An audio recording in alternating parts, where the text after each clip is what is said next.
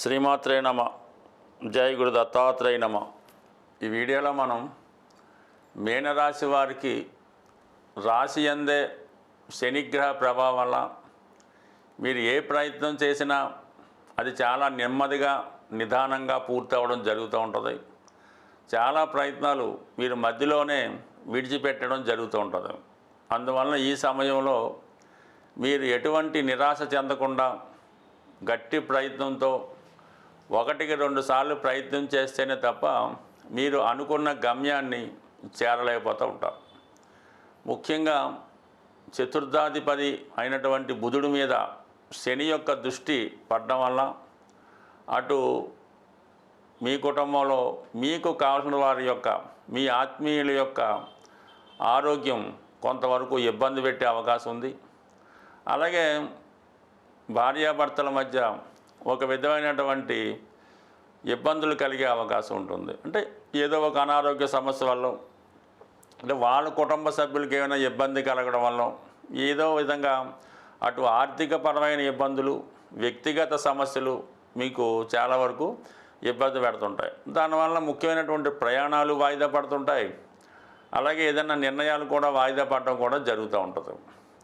వ్యయ స్థానంలో రాహు ఏదో ఎంత తప్పించుకుందామన్నా కొన్ని అనవసరమైనటువంటి ఖర్చులు మిమ్మల్ని వేధిస్తూ ఉంటాయి. అంటే ఏదో వెంటబడుతూ ఉంటారు, అప్పడుగుతూ ఉంటారు, ఇచ్చేద్దామంటారు, వచ్చేద్దామంటారు, ఏదో అది కొందాం ఉంటారు, ఏదో విధంగా మీ చేత ధనాన్ని ఖర్చు పెట్టాలనే ప్రయత్నాలు జరుగుతుంటాయి. అలాగే మీ బలహీనతలను బట్టి వారు దాన్ని క్యాష్ చేసుకునే ప్రయత్నం చేస్తూ ఉంటారు. కాబట్టి సాధ్యమైనంత వరకు మీలో ఉన్నటువంటి కొంత మొహమాటాన్ని, మంచితనాన్ని తగ్గించుకొని నిర్మోహమాటంగా కొంతమంది వ్యక్తుల్ని మీరు తగ్గించుకుంటే తప్ప మీ యొక్క ప్రస్తుతం ఉన్నటువంటి స్థితి నుంచి బయటపడలేకపోతూ ఉంటారు. ఏదైనా కొన్ని విషయాల్లో జాగ్రత్తగా నిర్ణయం తీసుకోవాల్సి ఉంటుంది. అలాగే 6వ స్థానంలో శుక్రకేతువుల కలయిక వల్ల ఎస్పెషల్లీ మీ కుటుంబ సభ్యులతో, స్త్రీలతో, అంటే మీ యొక్క ఉద్యోగం చేసే చోట కానీ మీ యొక్క దైనందిన వ్యవహారాల్లో కలుస్తున్నటువంటి వారితో కొన్ని అపోహల వల్ల కొన్ని నిందలు వచ్చే అవకాశం ఉంది.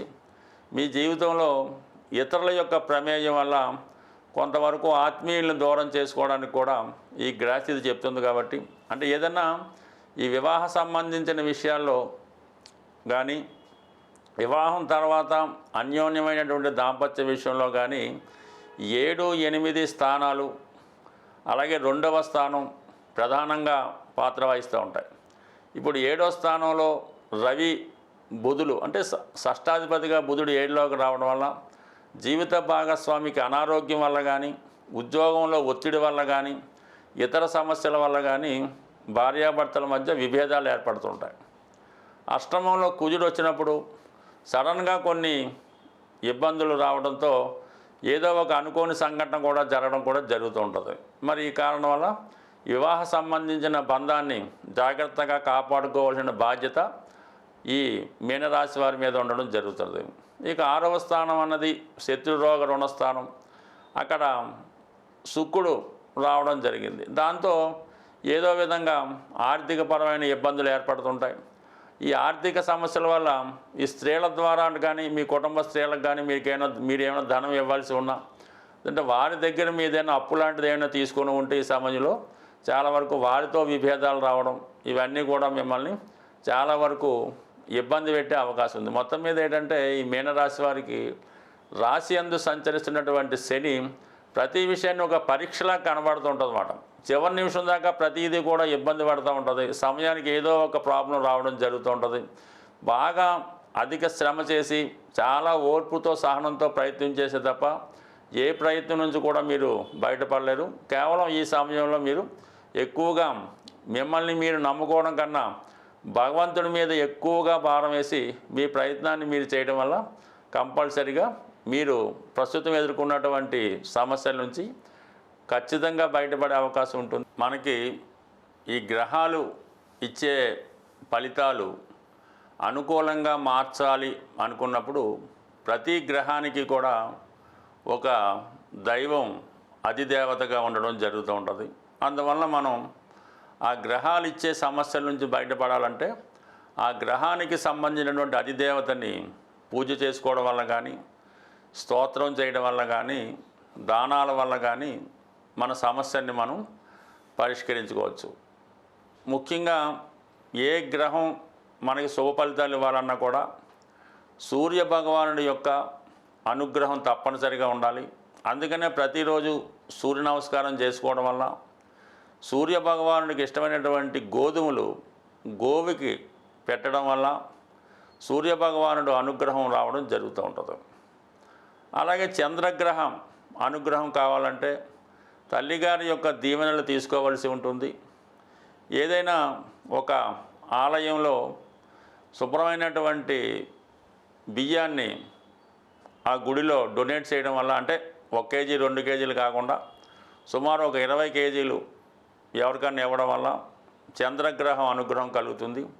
చంద్రుడు అధిదేవత అయినటువంటి పార్వతీ అమ్మవారిని ఆరాధించడం వల్ల, గౌరీదేవిని పూజించుకోవడం వల్ల చంద్రగ్రహ అనుగ్రహంతో తొందరగా వివాహం జరిగే అవకాశం ఉంటుంది. ఇక కుజగ్రహ అనుగ్రహం కావాలంటే సుబ్రహ్మణ్య స్వామిని పూజించవలసి ఉంటుంది, కందులు దానం చేయవలసి ఉంటుంది. ప్రతి మంగళవారం సుబ్రహ్మణ్య స్వామిని పూజించి ఆరాధించడం వల్ల వివాహంలో ఉన్నటువంటి సమస్యలు, ఆర్థికపరమైన సమస్యలు తొలగే అవకాశం ఉంటుంది. ఇక విద్యా సంబంధించిన విషయాల్లో, వ్యాపార సంబంధించిన విషయాల్లో బుధగ్రహ అనుగ్రహం కోసం విష్ణుమూర్తిని పూజించవలసి ఉంటుంది. విష్ణు సహస్రనామ పారాయణ వల్ల, విఘ్నేశ్వరుని గరికతో అర్చన చేయడం వల్ల కంప్లీట్గా బుధగ్రహ అనుగ్రహంతో విద్యార్థులు ఉన్నత స్థాయి ర్యాంకు సాధించవచ్చు. ఇక గురువు యొక్క అనుగ్రహం, అటు సంతానం కావాలన్నా ధనం కావాలన్నా గురుగ్రహ అనుగ్రహం కోసం దక్షిణామూర్తి అంటే శివుని యొక్క ఆరాధన చేయడం, శివుడికి ఆవు పాలతో అభిషేకం చేయించడం వల్ల కంప్లీట్గా మీకు గురుగ్రహ అనుగ్రహం లభిస్తూ ఉంటుంది. ఇక శుక్రగ్రహ అనుగ్రహం కావాలంటే లక్ష్మీ అమ్మవారిని పూజించడం, కనకదార స్తోత్రాన్ని పారాయణ చేయడం, భార్యని తగు విధంగా గౌరవిస్తూ ఆవిడికి గౌరవప్రదంగా చూసుకోవడం వల్ల, అలాగే మీ యొక్క ఆడపడుచులు కానీ తల్లిగా అంటే ముఖ్యంగా స్త్రీలను గౌరవించడం వల్ల శుక్రగ్రహ అనుగ్రహం సంపూర్ణంగా లభిస్తుంది.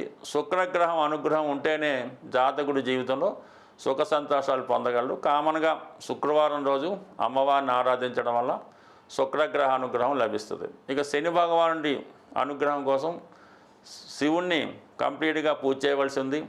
నిడారంభరంగా చాలా సింపుల్ లైఫ్ జీవిస్తూ క్రమశిక్షణతో ఉంటూ ప్రతిరోజు శివారాధన వల్ల శనిగ్రహ అనుగ్రహంతో సాక్షాత్తు ప్రధానమంత్రి, ముఖ్యమంత్రులు కూడా అయ్యే అవకాశం ఉంది. ఇక రాహుగ్రహ అనుగ్రహం కావాలంటే వ్యసనానికి దూరంగా ఉండవలసి ఉంటుంది. అమ్మవారిని, కనకదుర్గ అమ్మవారిని ఆరాధించడం వల్ల రాహుగ్రహ శాంతి కలుగుతుంది. ఇక కేతుగ్రహ అనుగ్రహం కోసం విఘ్నేశ్వరుడు పూజా విధానం ద్వారా చాలా ధార్మికమైనటువంటి ఆధ్యాత్మిక జీవితం గడపడం వల్ల కేతుగ్రహ అనుగ్రహం లభిస్తుంది. ఏదైనా గ్రహాన్ని సింపుల్గా మనకు మనమే నమ్మకంతో పూజించుకోవడం వల్ల జాతకంలో ఉన్నటువంటి దోషాలు తొలగి జాతకుడికి సర్వసౌఖ్యాలు కలిగే అవకాశం ఉంది. స్వస్తి.